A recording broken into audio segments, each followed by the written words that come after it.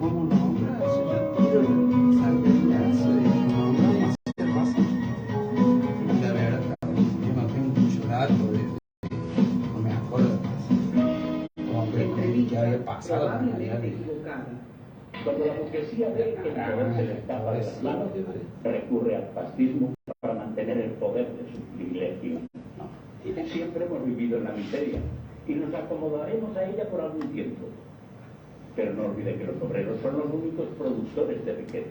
Somos nosotros los obreros los que hacemos marchar las máquinas en las industrias, los que extraemos el carbón y los minerales de las minas, los que construimos ciudades. Cuestión general. ¿Por qué no vamos pues a construir y aún en mejores condiciones para reemplazar lo destruido?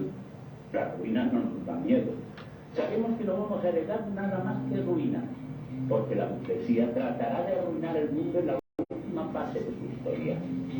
Pero a nosotros no nos da miedo la ruina, porque llevamos un mundo nuevo en nuestros corazones. Ese mundo está creciendo en este instante.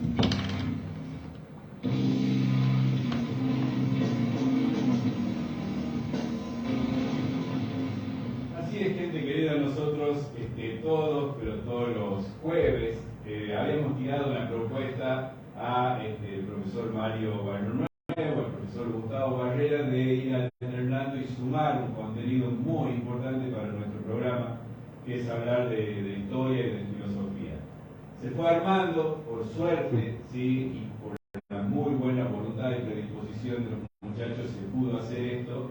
Entonces hemos sumado ahí algo que como yo decía en la promo, hemos hecho, podemos hacer hoy un cierre de este ciclo, ¿sí? En esto que ya se cierra absolutamente todo por el año 2022, y poder tenerlo acá, porque justo Gustavo salía desde Córdoba y justo se vino ya para pasar las fiestas acá con la familia, y podemos tener en el piso, ¿sí? Acá en el piso del estudio Pochito Ramos, que así se llama, el estudio de Radio Surcos, podemos tener a los profesores Gustavo Barrera del lado de la historia, el profesor Mario Barrio del lado de la filosofía, para charlar, ¿sí? En vivo, y para nosotros es un gran gusto y un gran placer. Así que muy buenas tardes, muchachos, y bueno, y como les decía, el agradecimiento eterno por esto de sumarse.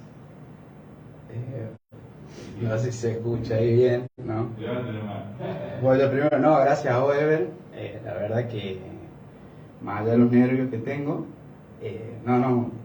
creo que merecía la ocasión de venir al estudio, ya como para cerrar el ciclo, que por demás estuvo muy bueno. Yo creo que aporta no solo a la radio, sino a Frías, es un espacio de discusión, para pensar. Así que creemos que hemos hecho algo, hemos puesto un granito de arena, aunque sea. Bien, Ever, sí. La verdad que recién afuera estábamos aquí conociéndonos en vivo, digamos, con En vivo en directo. Gustavo aquí, y sí, la verdad que es lindo tener en las radios este tipo de pensamiento, este tipo de temas, ¿no? En los cuales uno pueda no debatir, pero por lo menos escuchar algo distinto de las propuestas que tenemos. Y así que está muy buena. Esta es idea tuya, ¿no? De convocarnos nosotros. Es idea tuya. Sí, pero sabiendo con quién podemos contar desde hace muchos años, porque ustedes también son amigos, y bueno, y uno se va rozando con esto. Y también cada vez que venía cada persona que pudimos invitar en todo el año, son gente nuestra, son gente conocida, ¿sí? Son gente que inmediatamente, eso también tengo que hacer un agradecimiento, ¿no? Que inmediatamente decían que sí. Y si decían que no era por algún motivo en especial, sino por una cuestión de tiempo o algo por el estilo, así que eso también yo creo que es la radio también, esta radio comunitaria, así que sabe que aquí hay una libertad para expresarse, ¿no? Y bueno, que de esta manera nosotros queremos sostener. Durante el año, sí, hemos ido hablando de muchas cosas. Yo creo que había muchos temas centrales. Hemos pasado hablando del amor, de la vida, hemos hablado de cómo las sociedades se dividen, cómo somos los argentinos, ¿no? Hoy justamente estaba escribiendo yo un que va a salir mañana, ¿no? Con la cuestión esta de las divisiones. Recuerdo que en algún momento con Gustavo, el profesor de historia, hemos hablado de las divisiones argentinas. Ahora resulta que Maradona es una porquería y no existió y Messi todo. Entonces, eso va a salir mañana, como ya digo, que es increíble cómo se está viendo eso ahora en las redes sociales, como que listo, faltaba sepultar del todo al Diego, y bueno, eso se está viendo mucho, y eso tiene que ver con nuestra Argentina. Y cada una de las cosas que íbamos nombrando, mira, ayer ponía también el discurso del gobernador, por esto del federalismo, y recuerdo que Mario hablaba muy bien desde la filosofía de eso, de cómo la sociedad desde su ego y cada uno desde el poder también, como que nunca va a soltar esa cuestión, ¿sí? Desde el centralismo. Y por otro lado, me acuerdo que también cuando hemos hablado de unitario y federal con Gustavo decía que eso no va a suceder nunca, ni siquiera el mismo federalismo era tan federal como se hacía, e inclusive eso mismo está pasando, ¿no? Y creo que es un recorrido a llegar a un fin de año en donde se dio un hecho muy trascendental en nuestro Santiago del Estero, lo cual Gustavo lo escribió muy bien, y Mario hoy tiene algo muy importante para aportarnos, que acá en nuestro Santiago del Estero, ese Santiago manso, ese Santiago tranquilo, un diciembre también la pudrió, como se dice, ¿no? Se dio el santiagueñazo, que era una antesala, como lo tenemos ahí, una gente que ya nos va saludando ahí en el vivo de Facebook, como pusimos, que era la antesala, ¿verdad?, de la crisis del menemismo y llegar a esa crisis profunda que hemos tenido en el año 2001, ¿no? Así que de eso vamos a hablar, muchachos. La sociedad, las todas frías, gente de Villa La Punta nos está escuchando y vamos a hablar de eso que también fue muy lamentable para nosotros los argentinos, una crisis muy profunda económica y social que fue la del 2001 y bueno, el de santiagueñazo, como ustedes quieran. Sí. Una de las tantas crisis, ¿no?, que atraviesa, actualmente yo considero que estamos en una crisis, no de tal profundidad como el 2001, pero hay crisis. Y el santiagueñazo, como vos bien decías, Ever, implica la rebelión de los mansos, ¿no?, de los dormidos, o sea, de esa periferia que de a poco se va a ir despertando hasta la idea, bueno, del programa de hoy es de llegar hasta Buenos Aires, en algún sentido, ¿no? Un Santiago castigado por lo más duro del neoliberalismo, el menemismo, ahí en el escrito que habíamos armado, ¿no? Bueno, dábamos los números de la desocupación, digamos, una población, creo que hasta el día de hoy uno puede decir que se encuentra bastante castigada, no hay trabajo, se depende mucho del trabajo del Estado, básicamente, o sea, es muy baja la productividad.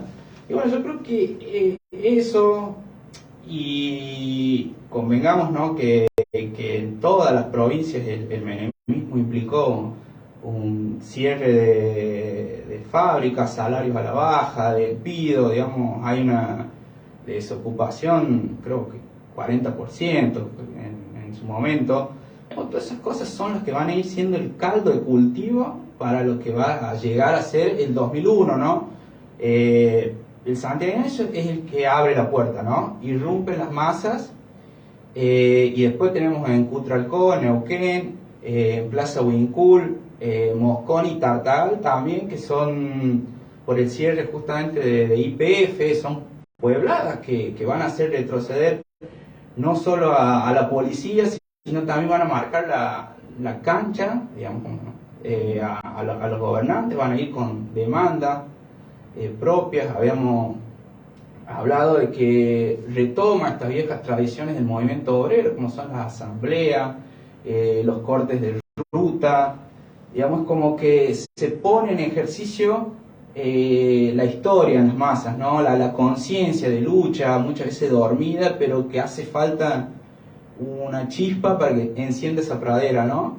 Y creo que que eso pasa, ¿no? en estas provincias, en estas periferias, por llamarlo de alguna manera, que son las que en algún punto van a preparar todo lo que se vio en el 2001, ¿no? Con sus particularidades que se da, digamos, centralmente en Buenos Aires, ¿no?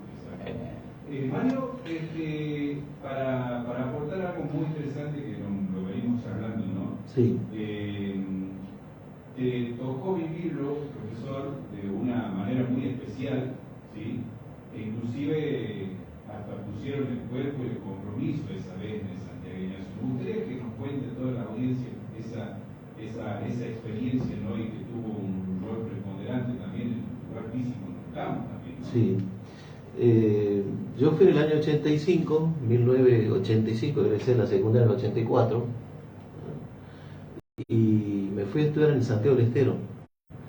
En ese momento fui al seminario.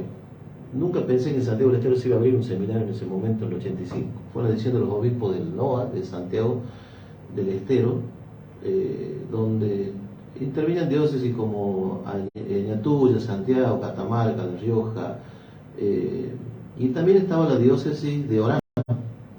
En Orán estaba Gerardo Sueldo de obispo.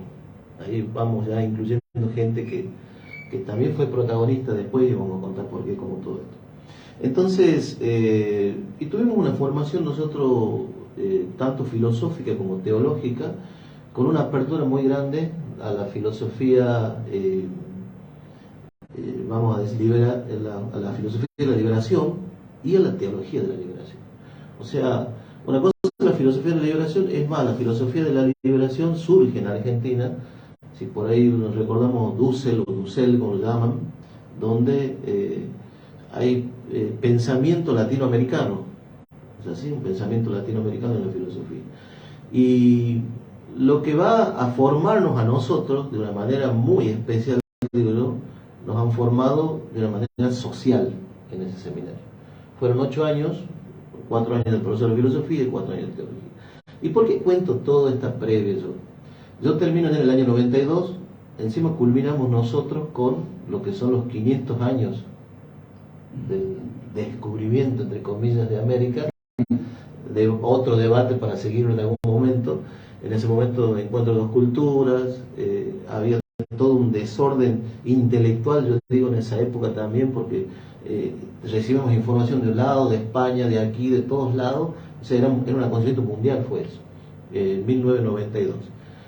En el 93, en el 92 terminamos, en el 93 nos ordenamos nosotros, primero de diáconos y después de sacerdotes. ¿Por qué digo nos ordenamos? Porque fuimos 5 los que en Santiago del Estero habían terminado la cohorte esa, el grupo ese que había comenzado ya en el año 85, había terminado en el 92, y en el 92 y en el 93 nos comenzamos a ordenar de diáconos, y después todos juntos el 5 de noviembre.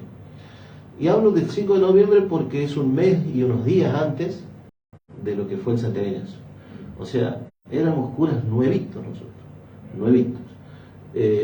Y yo recuerdo muy bien ese día porque justo había reunión de presbiterio en la parroquia de Sumampa, en Santiago, en Capital, ¿no? Santiago Capital, en la ciudad, ahí cerca de la vieja terminal de ómnibus estaba. Y ya venía todo un aire, digamos, muy no claro, un aire muy turbio en la ciudad de Santiago. Todo se desarrolló en la ciudad, ¿no? Pero la provincia se hacía eco de todo esto. Una de las cosas que dicen ahí es los sueldos que no se cobraban, 4 meses, 3 meses, 5 meses algunos, el empleo público. Habíamos pasado de un gobierno a otro, no sé si habíamos pasado de Mujica, habíamos pasado por otro y por otro, y el último que estaba el gobernador Lobo. Entonces, y yo recuerdo ese día clarito, pues esos días antes nosotros habíamos intervenido en una marcha, haciendo una especie de escudo entre la gente y la policía, pues ya reprimía mucho la policía en Santiago del Estero en ese tiempo. Inclusive hubo corridas ese día, por la mañana, todo, y en ese día propiamente del 16 de diciembre, porque fue 16 y 17, no recuerdo si fue jueves y viernes, una cosa así fue, donde en Santiago fue un caos total. Nosotros pudimos salir a las 5 o 6 de la tarde de ese día 16, después de la reunión, pudimos salir porque en Santiago del Estero estaba muy, pero muy, muy malo, digamos así, el clima social, la tensión política y todo lo que estaba. Nunca dimensionamos nosotros en ese momento, sino el después. Yo creo que para nosotros hubo un después del santiagueño. ¿Por qué hubo después? Porque después vino también el Congreso Eucarístico del año 94. Y ahí después quiero hacer otra acotación con respecto a eso, ¿no? Bien, bien, bueno, sí, eso Te cuento, te ubico así más o menos como para que nos vamos ubicando. nos vamos. Y bueno, y de repente nosotros, mucha gente, uno imagina mucha gente de nuestros oyentes asintiendo, ¿verdad? Con la cabeza. Y es muy normal también a veces ver las cosas, ver las crisis sociales de la formación propia de cada uno, ¿sí?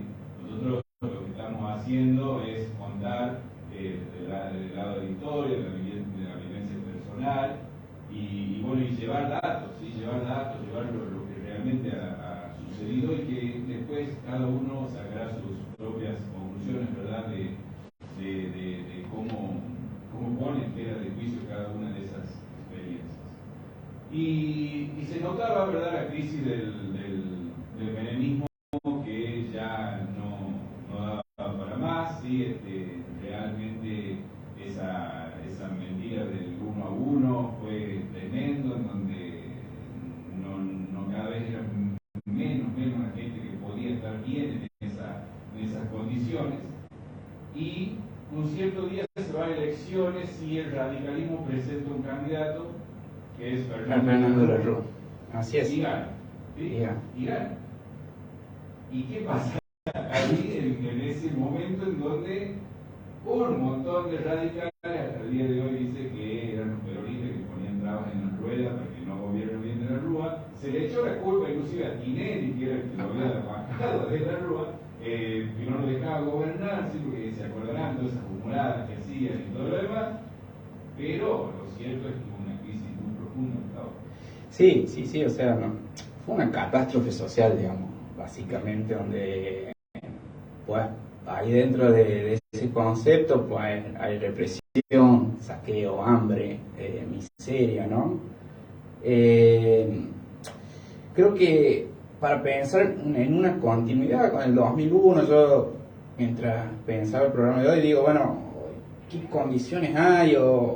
Pues muchas veces vuelven a aparecer estos que se vayan, digamos, esos que actores decíamos que se vayan todos, volvieron, y hoy en día hay un actor que marca la cancha, que es el FMI, básicamente, ¿no?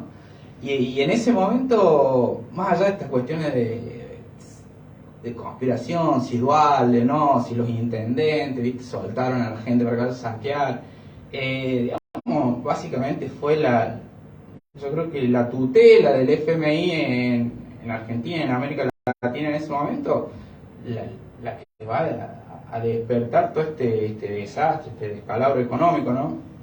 Vos pensás que los tipos en medio de la crisis pretendían seguir profundizando el ajuste neoliberal, digamos, ya habíamos dicho, bueno, salario a la baja, despido, hambre, pero eso no quita, digamos, las responsabilidades para los gobiernos, digamos, ya sea de la alianza, bueno, después los 5 o 6 presidentes que vinieron, también las cúpulas sindicales en su momento, ¿no? En vez de ingresar a la calle, ¿no? Digamos, van a dar marcha atrás muchas veces, y bueno, todo el pueblo va a entrar y va como suelto, ¿no? Digamos, no va a haber un sindicato como que organice, un partido que organice, digamos, eso se entiende que es propio también, ¿no? De la crisis, ¿no? La crisis se llama crisis de direcciones, ¿no? El pueblo o los trabajadores se encuentran sin una dirección, sin un programa claro, ¿no?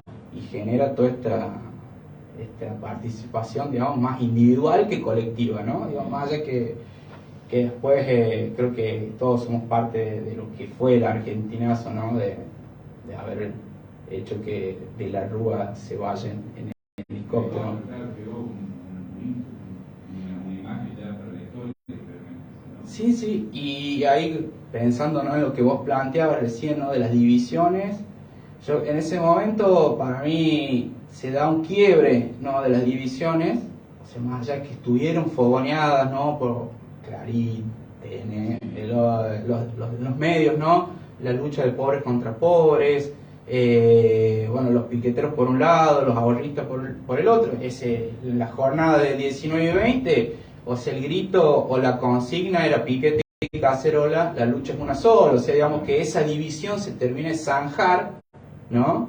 Y se va por una perspectiva, se busca la unidad, ¿no? Esa unidad que uno se da en las calles, justamente, ¿no?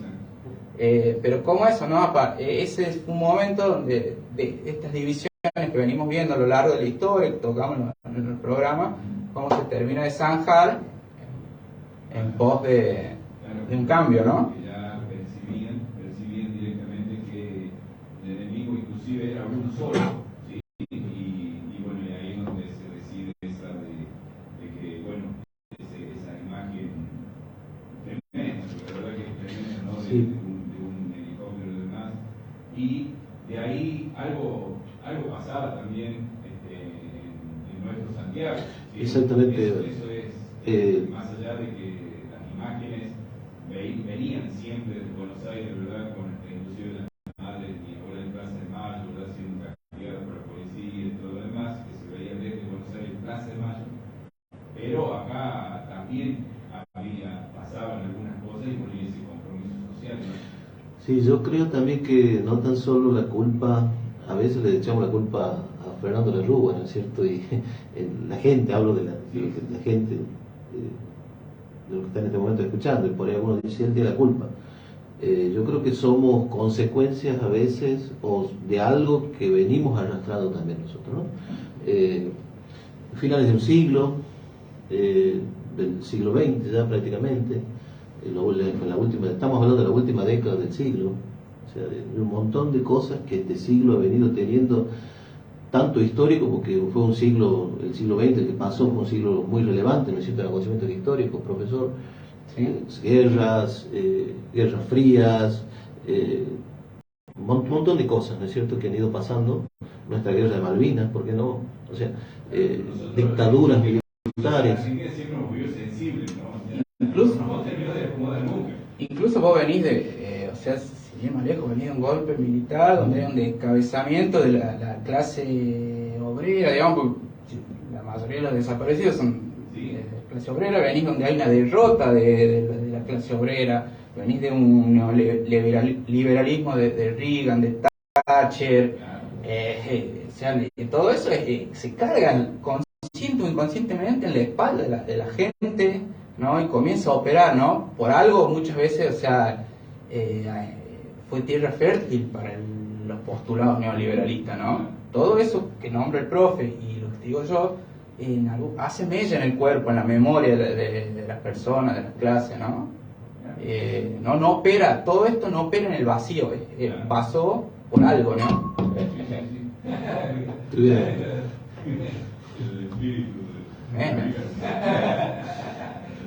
Salta el tapón, aclaramos a la audiencia, están viendo por el Facebook, no hay problema. El tapón del agua, de la botella de agua saltó un poco. Nombramos uno. Bien, no, yo decía todo esto porque somos, a lo mejor cuando vemos el efecto de lo que pasa, es todo atrás, ¿no es cierto? Claro. Y si podemos hablar, no sé, desde la Revolución Francesa, la Revolución Industrial, los cambios que han ido pasando en el siglo XVIII, en el siglo XIX, yo quiero enganchar por ahí por el tema de la filosofía, del pensamiento, es en el cual surgió la sociología, surgió la psicología, la filosofía social, la filosofía política, o sea, un montón de cosas han ido pasando en ese siglo donde llegamos al final. Y yo creo que llegamos y terminamos para nosotros la peor manera como argentinos, ¿no? O sea, fueron muchas cosas que fueron pasando. Pero aquí también pasaron cosas en nuestra tierra, en Santiago del Estero. Pero a la vez también hay instituciones que se fueron fortaleciendo y se fueron debilitando. Por ejemplo, hablamos de sacerdotes para el tercer mundo, allá por los años 60 aproximadamente. Lo que hemos leído, hemos visto, con el profe recién hablamos, dice: yo estoy en Córdoba y tengo la dicha de haber participado con algunos sacerdotes en algún instituto, en algunos proyectos y cosas, me contaba él. O sea, yo también en Santiago del Estero, pero volvimos ya a recordar cosas viejas, cosas que yo no conocía, ¿no? Yo me formé en los 80, esto pasó en los 60, 20 años de diferencia aproximadamente, pero había otros sacerdotes que sí. Y a la vez venían también a Santiago del Estero, venían otra forma de pensar, que yo creo que era la forma mundial alemana. Santiago del Estero hizo un convenio con la diócesis de Alemania, y justamente el padre Sergio Lamberti viajó este año, viajó a Alemania y él pudo participar, ya no es la primera vez que va, en convenios con diócesis de Alemania, en la cual le mandaban sacerdotes y mandaban personas que cumplían el servicio social aquí en Santiago del Estero. Y yo creo que han ido poniendo semillitas. Por ejemplo, uno es el padre Alvin Ay, párroco allá de la parroquia Espíritu Santo, me parece, en Santiago, del barrio Ejército Argentino. Y él puso y fue poniendo semillas, ¿no es cierto? Giorgio Quaglian, un italiano, que también fue poniendo cosas que estaban en Forres, y así de otros también sacerdotes alemanes en la Ruta 34, donde fueron poniendo en la comunidad la famosa CEPS, Comunidades Eclesiales Básicas, en Santiago del Estero. Y eso creo que en la diócesis de Santiago del Estero fue fortaleciendo mucho a la gente, mucho a la comunidad. Lo que aquí surgió allá por los años 90, recordábamos hace rato, 91, 92, no recuerdo bien, la Pueblana en Frías. Sí, 91 creo que fue. No, sí, 91, no recuerdo bien el año, pero fue a principios, ¿no es cierto? Sí, 91, donde se Pueblada, ¿no es cierto? Un reclamo de los obreros municipales. Inclusive hay un libro de la autora friense, donde habla el sabor de las naranjas amargas. Está muy interesante para analizar algún día eso. Y la iglesia tuvo una gran intervención, ¿no? Surgieron en ese momento, en los años 90, 80 y pico, 90, surgieron las radios, esta Radio Surco. Surgieron las cooperativas del interior de Santiago del Estero, el departamento de Choya, nos hacíamos el padre Lamberti, el padre Uribarra, en Santiago del Estero. Surgieron los colegios. Surgió nuestro colegio Inmaculada Concepción. O sea, ¿en base a qué? A todo también una trayectoria de que la iglesia hizo opciones desde el Concilio Vaticano II, en los años 60 también hizo algunas concesiones, la iglesia fue abriendo también. O sea, todo esto fue preparando, no sé si preparando para la crisis que venía, pero sí preparando a la gente, preparando al pueblo en esto, ¿no es así? Y yo creo que un gran gesto en el año 94 fue en el Congreso Eucarístico Nacional que se hizo en Santiago del Estero. Un congreso polémico, muy polémico. Yo lo viví desde adentro porque yo ya teníamos casi un año de sacerdote, teníamos la parroquia a cargo, 3 parroquias a cargo teníamos con el padre Lázaro Leiva, que era friense también. Y bueno, y se hizo un congreso paralelo, el congreso oficial y el congreso paralelo. El congreso oficial se debatían temas nacionales, grupos de trabajo, jóvenes, educación, cultura, bueno, en fin, temas que tratan a ese congreso, parroquias. Y después el otro congreso nuestro paralelo, el de la Plaza San Martín, frente a la Casa de Gobierno, que había sido quemada, la estaban restaurando todavía, porque justo estaba la intervención en Santiago del Estero de Schiaretti. Entonces hizo un congreso. El gobernador de Córdoba, sí. Y nosotros lo veíamos pasar a Gerardo Sueldo. Va a saltar el tambor otra vez. No me cabe la menor duda. Lo veíamos pasar a Monseñor Sueldo, él era lo oficial del Congreso Eucarístico, y él me acuerdo que nos miraba así, nos miraba a nosotros, y en ese Congreso Eucarístico paralelo estaba Monseñor Olmedo, de Jujuy, un gran referente en el norte del país, de hombre de lucha junto al pueblo, ¿no es cierto?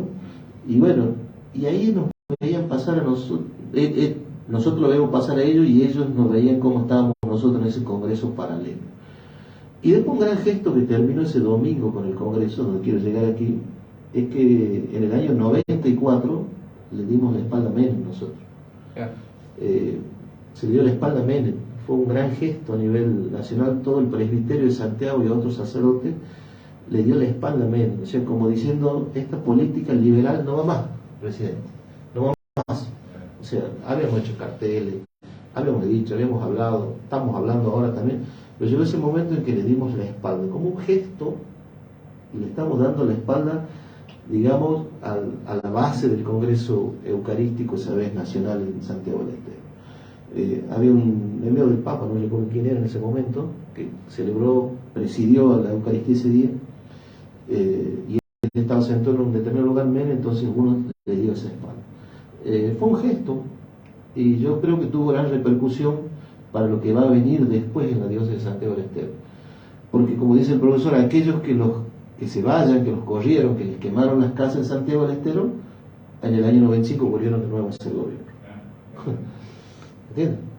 O sea, volvieron de ser a ser de nuevo. Pasó aquí, ¿no es cierto? Nos pasó en Fría, nos pasó en Fría, pasó en la provincia, pasó en el país también. Sí, totalmente. ¿Es cierto? Y bueno, sin ir más lejos, Menem hasta hace cuánto estaba en la Cámara. Claro, ¿no? Y bueno, y ganó la elección del 2002. Claro, él se baja. Pero él se baja, y al bajarse él sube Néstor Kirchner, o sea, pero él ganó la elección.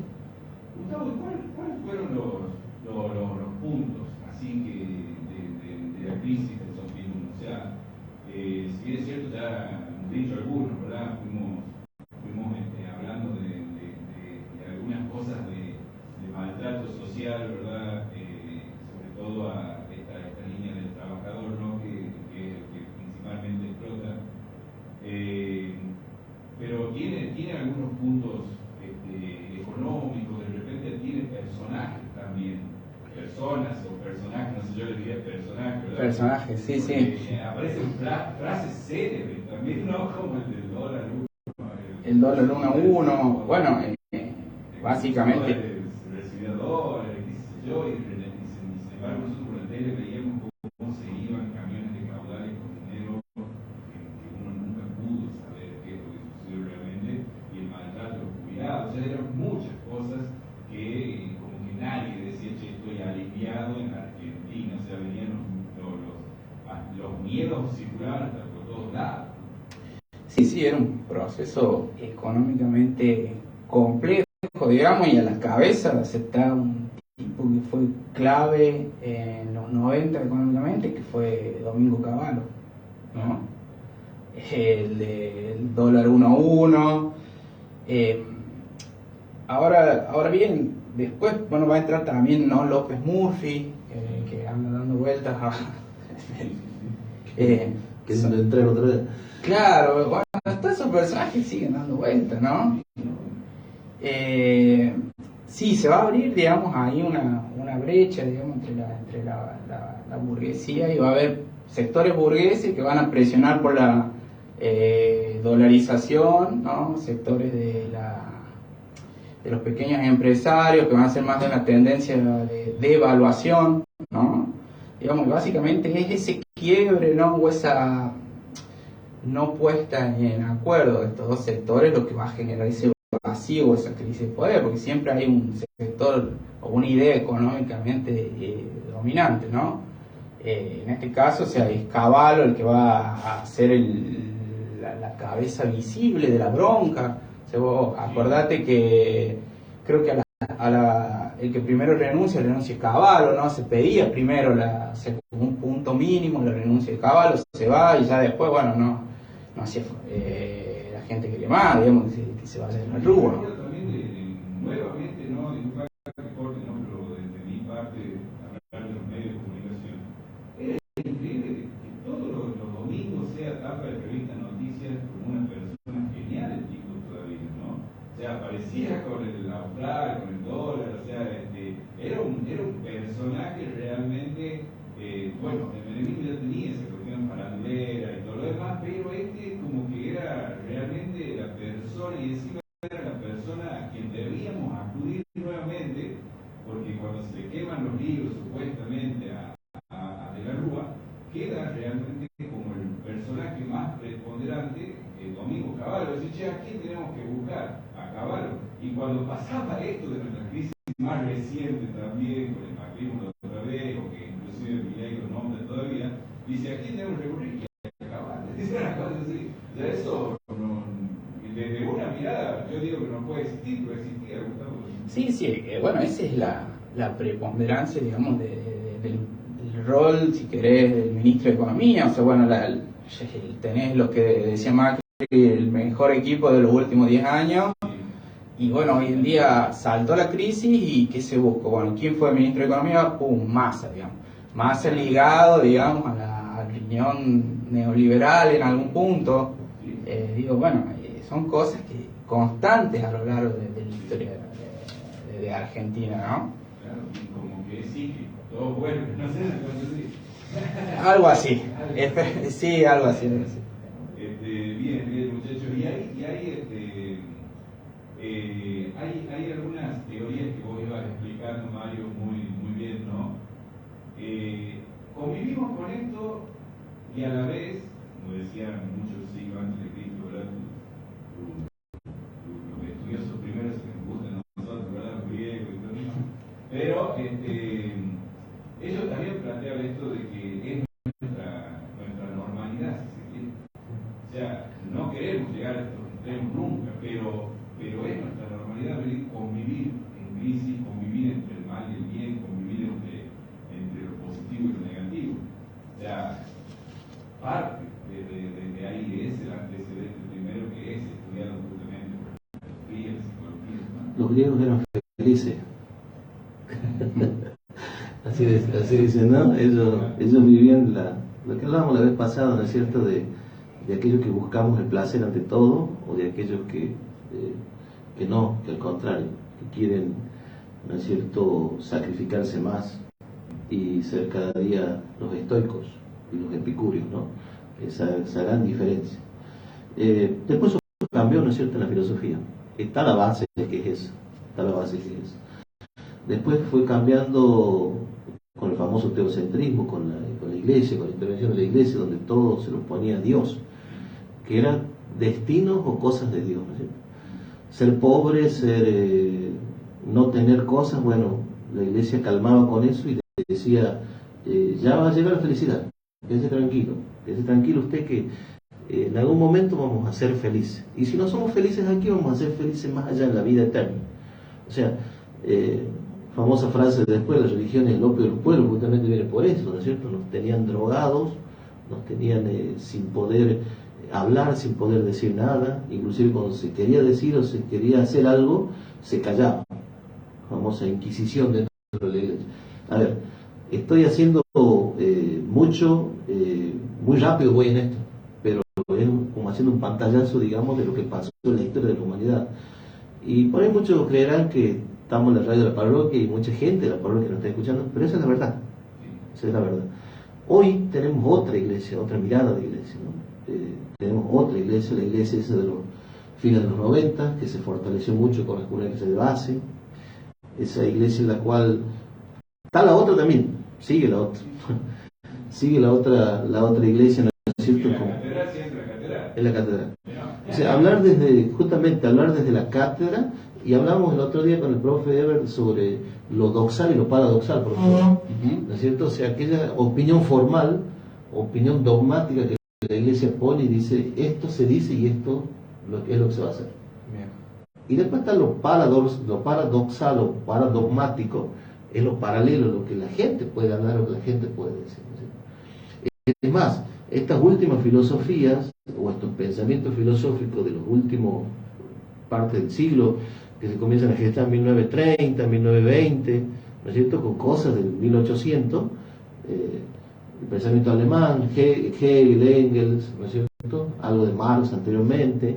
O sea, en esas uniones ahí comienza, ¿no es cierto?, a crearse una nueva forma de pensar, donde el pensamiento está centrado en el hombre, en la persona, y ya no en la imagen esa divina o la imagen de Dios que nos mira desde arriba, que inclusive está en el billete de $1, hablábamos recién del 1 a 1, el famoso ojo, el ojo de la pirámide, hay una pirámide, hay un ojo en el medio, y qué casualidad que en las catedrales, vamos Catamarca, en Santiago no me acuerdo si está en Santiago, pero en Catamarca está en un triángulo que simboliza Padre, Hijo y Espíritu Santo, la Santísima Trinidad. Hay un ojo que te está mirando desde arriba, te está observando desde arriba, y está en un dólar. ¿Qué mira bobo? ¿Qué mira bobo? Que mira vos, ¿sí? Supuestamente ese era el ojo. Claro, no lo daría el dólar, olvídate, hermano. Ese es el ojo que nos miraba a nosotros, ¿no? Y ya no es ese ojo en nuestra sociedad, sino que es la sociedad misma, ¿no es cierto? O sea, ya no me va a castigar Dios a mí por cruzar el semáforo rojo. Dios no me va a dar un castigo a mí. Ahorita la gente todavía sigue pensando, yo dejo para Dios porque Dios no va a castigar, decimos. Es una famosa frase de esas épocas, ¿no es cierto? De muchos del siglo pasado, anterior. Hoy es la sociedad la que castiga. Hoy me para el policía de tránsito y me dice, señor, tiene una multa. ¿Verdad? Ya no es el Dios ese castigador, el Dios que me va a corregir por algo malo que yo he hecho, sino que es la misma sociedad. Y esto fue cambiando en el siglo XX, digamos, el siglo que nos tocó una parte vivir, por lo menos a mí me tocó, soy el más viejo de ustedes dos, me tocó vivir una parte y formarme en ese siglo. y formarme en parte de ese siglo, ¿no es cierto?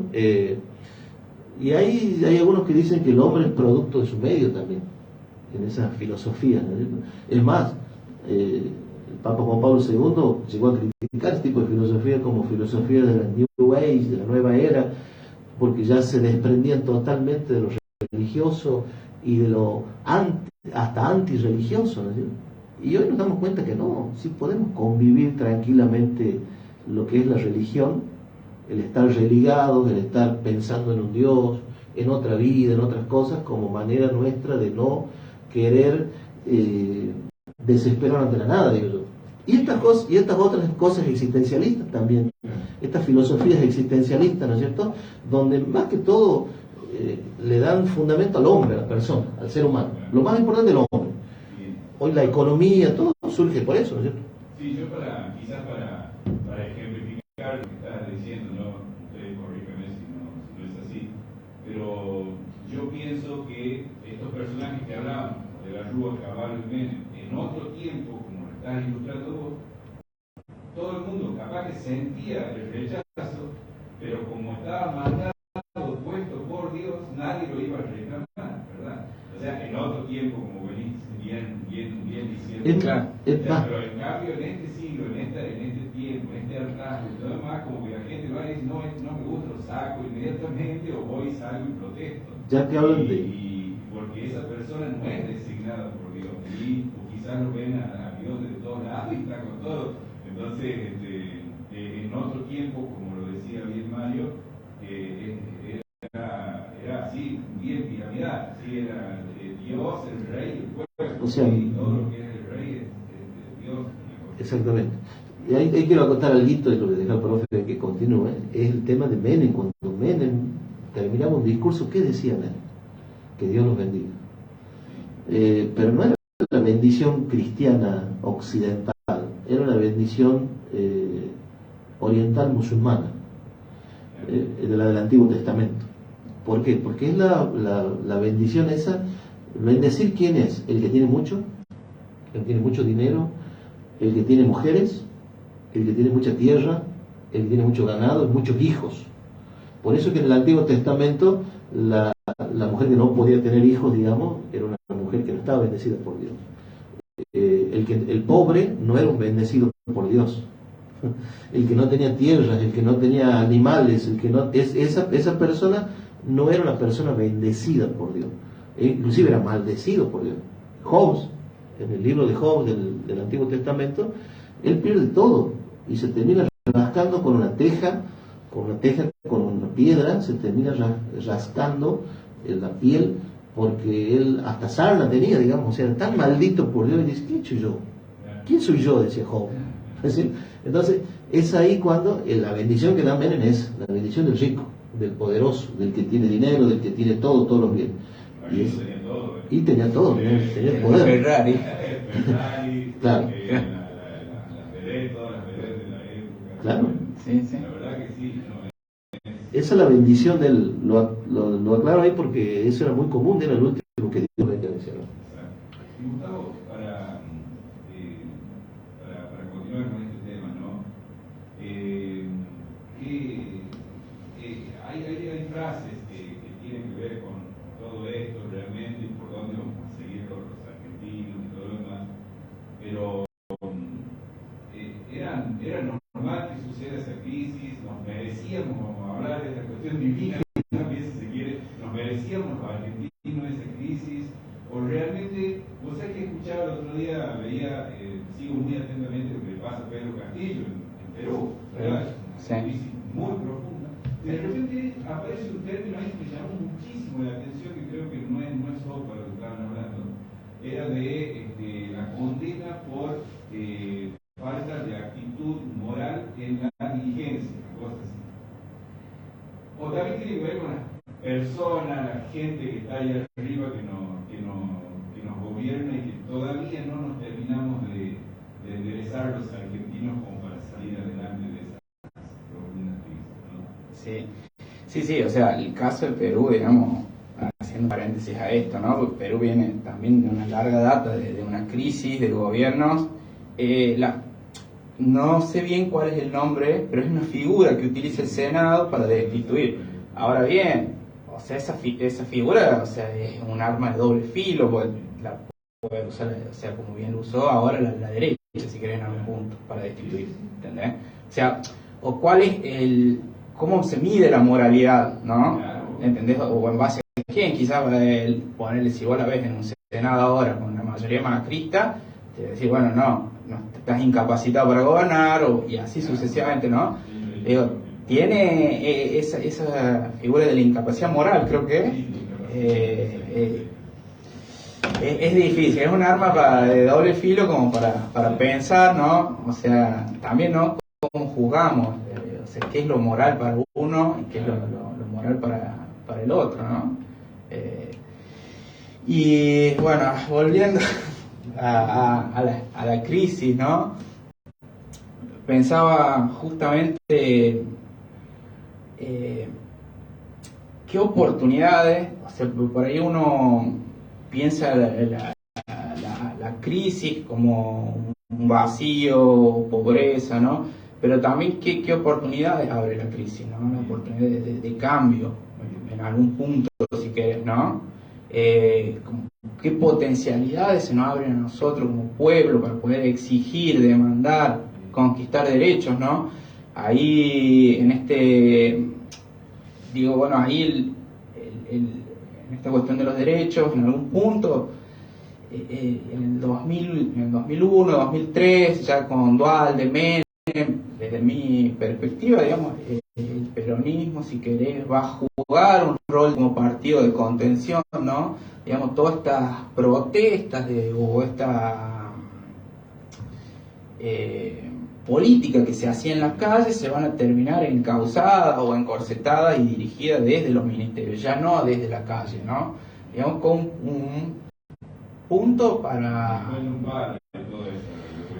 Y ahí, o sea, es una recomposición de la autoridad del Estado. O sea, recién decíamos, bueno, el Dios, los reyes, hoy el día la autoridad es el Estado, digamos, nosotros tenemos la potestad de sacar y poner los gobernantes, pero es el Estado, la figura del Estado, la que gobierna, la que nos pone multa, ¿no? Nos regula la vida, ¿no?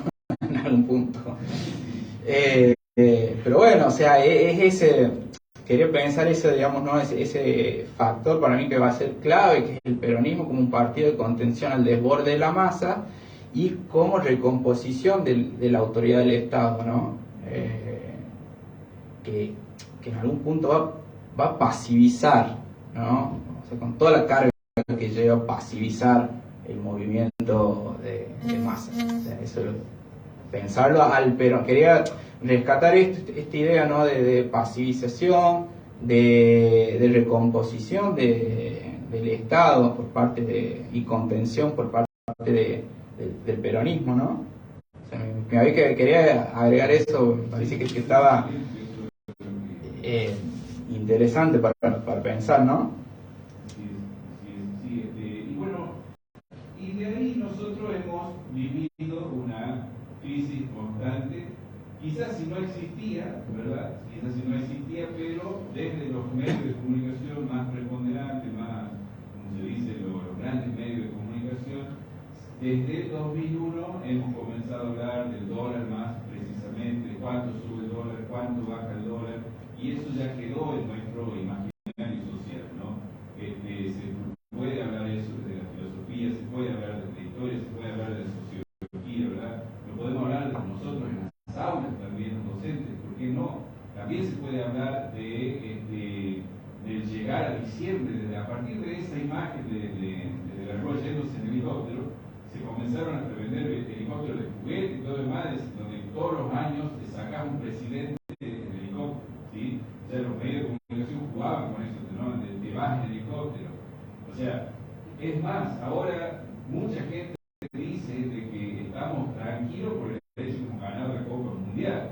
Si no, también Fernández se tendría que ir en helicóptero en cosas así, ¿no? O sea que eso quedó ya en un imaginario social, en un impulso, quizás es mediático, quizás parte de la sociedad lo puede llegar a sentir, pero son antecedentes históricos que ya nos van marcando los argentinos y ya van quedando también en eso, ¿no? Sí, ¿no?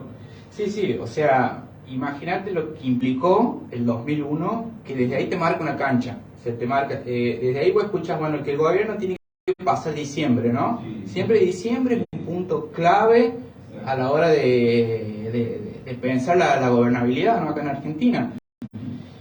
Y eso era uno... Que parece que no es de cada 4 años, sino que es anual. Anual. Los equinoccios. Pasar los equinoccios. Digamos, y cómo sigue vigente este sentido del diciembre, ¿no? Yo pensaba, digamos, que hoy en día la razón del Estado hoy, o sea, la razón de todo, el evitar un 2001 es la razón de todos los gobiernos que vienen, ¿no? Pero no en el sentido de, lamentablemente, no en el sentido de cambiar la crisis o resolver, digamos, los problemas estructurales. Yo creo que van, digamos, por evitar una irrupción de las masas, de los trabajadores, digamos. Pero este sentido, esta razón de Estado es evitar hoy un 2001, llegar a un diciembre, ¿no? Más allá de que vos puedes pensar en todas las ambivalencias, límites, contradicciones que tuvieron todos estos procesos en los 90, ¿no? 90, 2001, ¿no? Pero te obligó a cambiar el rumbo de la política. Hoy en día, o sea, es un quiebre.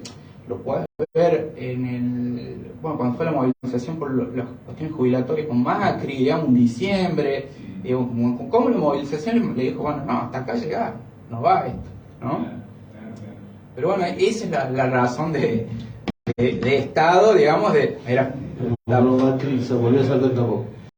Es evitar... Sí. Así que eso, ¿no? ¿Cómo este 2001 o evitar este 2001 se convierte como razón de Estado de todo gobierno que vino después, ¿no? Sí, yo por el lado ese de la filosofía creo yo que hay una cosa muy importante que nos dimos cuenta a finales del siglo XX o a mediados del siglo XX, o vamos a decir, los pensadores, los que quieren poner líneas así a nivel mundial, a nivel nacional también sobre el pensamiento. Yo creo que nos hemos dado cuenta en el siglo pasado que el hombre es terminal, ¿no es cierto? La humanidad es terminal. Yo creo que estamos ante una crisis humanitaria muy grande donde todos tenemos punto final ya. Más allá de que cada uno tenga, yo siempre digo en broma así, nuestra fecha de vencimiento, todavía no me la encontré dónde está, pero todos tenemos fecha de vencimiento, ¿no? La humanidad tiene fecha de vencimiento.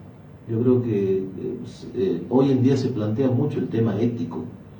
Por ahí hablamos de moral, hace rato, de ética, el planteo ético, ¿no es cierto? O sea, todos hablamos de ética.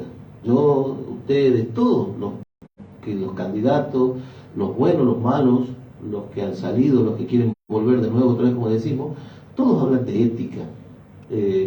Y yo creo que la filosofía justamente lo que quiere hacer es eso, es seguir poniéndole a tanta tecnología, a tantos descubrimientos científicos, a tantos avances científicos, le quiere poner el tema ético. Porque yo sigo insistiendo que el centro del universo debe ser el hombre mismo, ¿no? Debemos pensar en el hombre, en la persona, en el hombre me refiero a la humanidad entera, ¿sí? Pensarlo de esa manera porque es lo único que nos va a salvar a nosotros. Por eso es que hoy se habla de ecología, se comenzó en el siglo XXI o finales del XX y del XXI, antes también se hablaba, pero el feminismo, por ejemplo, que es otro de los temas que puede quedar aquí en la mesa como para debatirlos, son temas que la igualdad entre varones y mujeres, ahora ya hablamos no tan solo varones y mujeres, hablamos de género, transgénero, tenemos distintas miradas de todo y cada vez se nos va abriendo más todavía esto a nosotros del humanismo, ¿no? ¿No es así? Y eso nos damos cuenta por la extinción del ser humano del siglo pasado, y entre esas extinciones está esto, ¿no? Pero yo hago algo propio de Argentina, y nosotros, que nos pasó en Santiago del Estero, nosotros reaccionamos únicamente cuando nos toca en el bolsillo económicamente, creo yo, ¿no? O sea, cuando estamos bien económicamente, hay bonos, hay aumento de sueldos, hay la caja, la ayuda social, el plan tal, el cual, ¿no es cierto? Yo creo que todos estamos bien hasta ahí. Cuando no tenemos nada y nos toca realmente el bolsillo lo económico, ahí realmente nosotros salimos. Yo creo que en el 2001 pasó eso, ¿no? Pasó en San Miguel, pasó eso, 4 meses no se pagaban sueldo, 3 meses. Después pasaron crisis más graves en Santiago del Estero, con la otra intervención que hubo en Santiago del Estero, en 2003, a los 10 años otra vez. O sea, no, a los 10 años, o sea, nos fueron nosotros, la anuncio del interventor. ¿Ah? La anuncio del interventor. O sea, crisis, pero gravísima fue esa, ¿no? Gravísima. Pero bueno, no pasó nada, ¿por qué? Porque económicamente se pagaba. Hasta inclusive había adelanto de sueldo como hay ahora. ¿No es cierto? O sea, y yo creo que esa parte también tiene mucho que ver con nosotros, con nuestra idiosincrasia, creo también nuestra, cuando estamos con el bolsillo, no digo lleno, porque no está nadie con el bolsillo lleno, pero por lo menos la están ahí midiéndola la crisis con lo económico, ¿no? Están poniéndole ficha, porque una vez que dejen de poner eso, yo creo que va a hacer mucho también,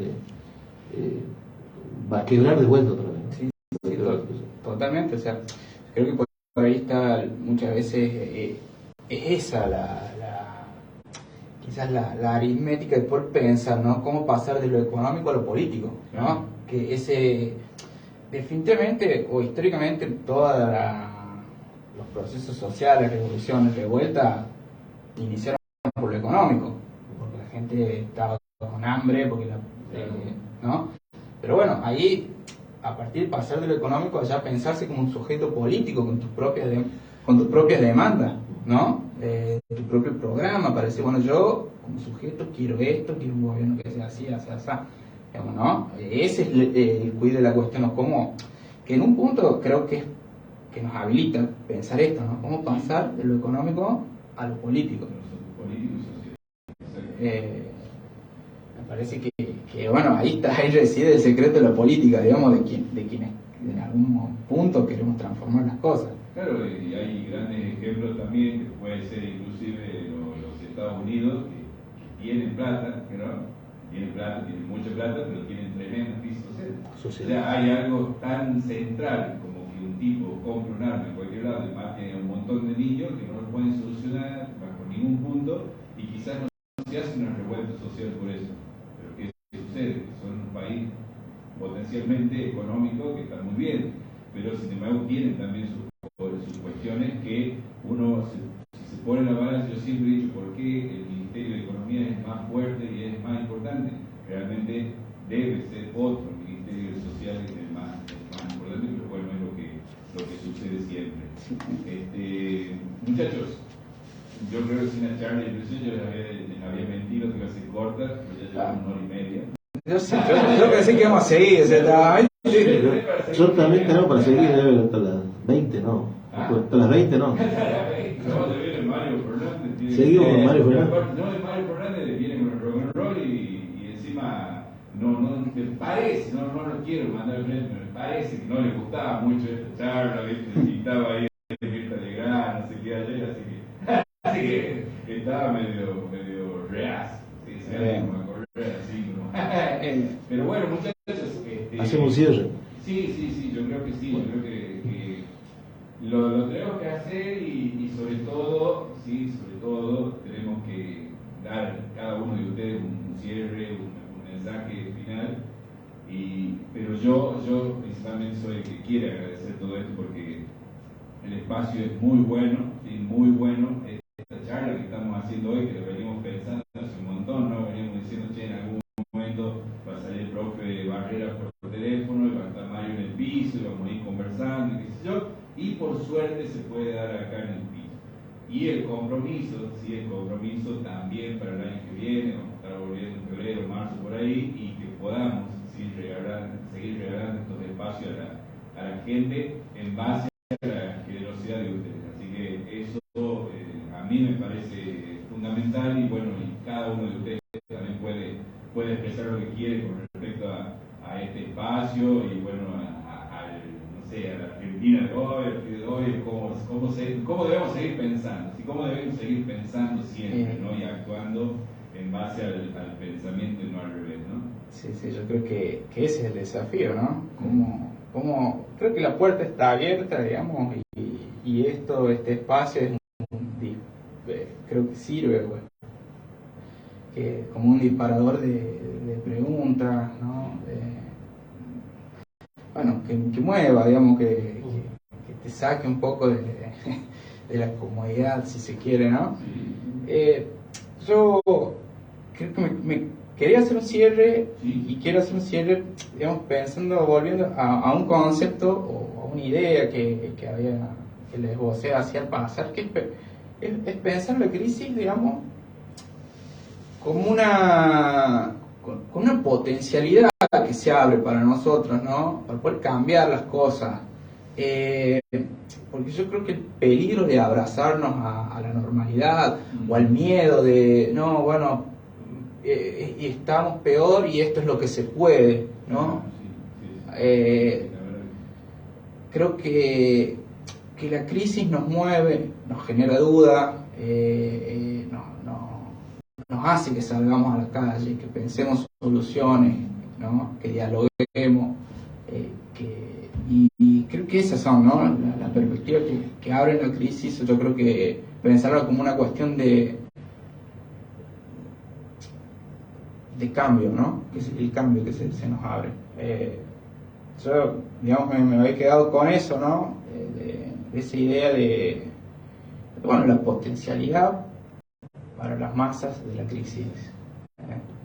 Como me quería cerrar con esa idea, porque muchas veces te da miedo, o sea, y los que en algún punto pasó crisis no está bueno porque te cae hambre,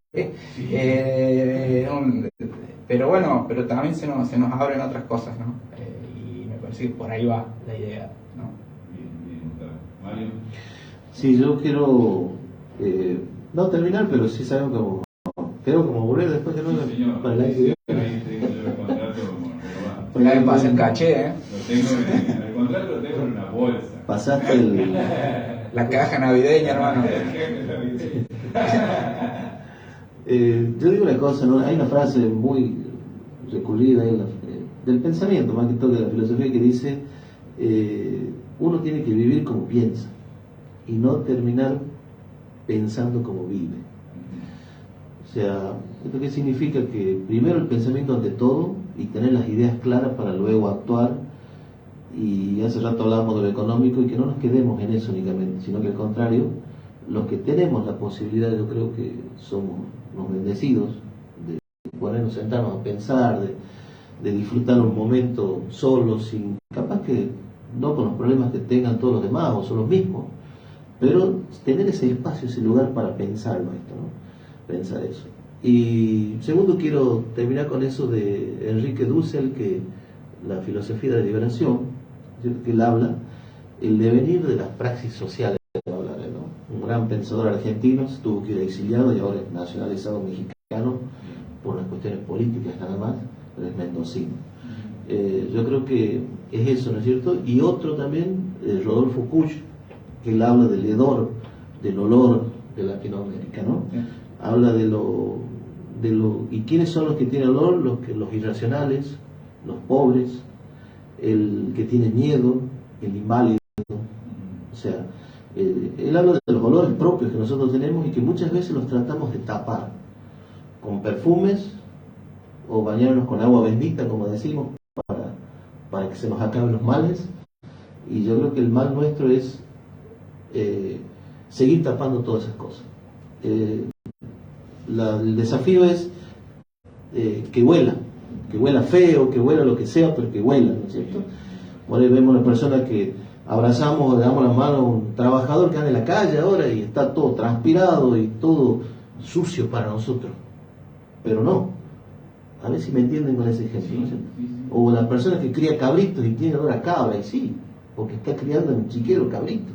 O sea, yo creo que, o el cocinero, tiene olor a fritura, tiene olor a comida, y yo creo que ese es lo que nosotros debemos darnos cuenta y decir, bueno, la filosofía de la liberación en Latinoamérica, aquí en Argentina, en Santiago del Estero, en Fría, donde sea, va a surgir cuando aceptemos al otro tal cual es. Y desde ese otro, pensarlo y llegar a un cambio de esto, ¿no? Aprovechar esta crisis.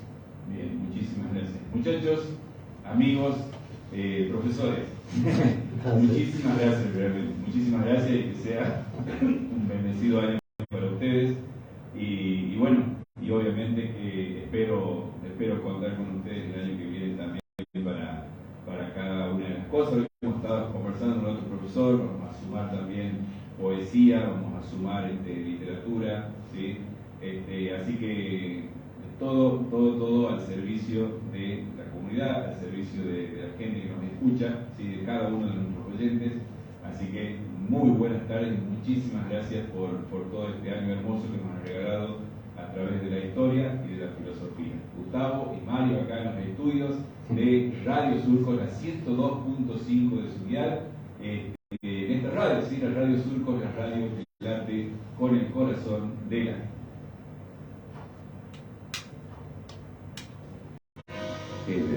Advierte estar probablemente equivocado por Ever y todo.